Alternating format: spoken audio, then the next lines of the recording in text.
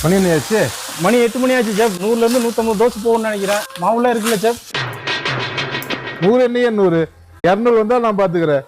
தோசை கூட பிறந்தவையா நானு, எனக்கே சொல்றியா? ஆமாம் செஃப், உங்களை பார்க்கும்போதே அப்படிதான் தெரியுது. இல்லைண்ணே, டயர்ட் ஆயிருவீங்களே, அதுக்காக சொன்னேன்.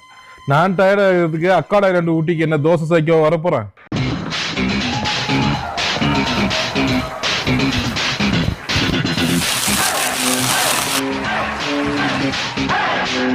என்ன போய் பின்னாடி ஒரு உருவம்? இந்த பிசிக்க நான் எங்கேயோ பார்த்துருக்கேனே. என்ன ஒரு ஆணவம். அப்புறம் தோசை சாப்பிடலாங்களா?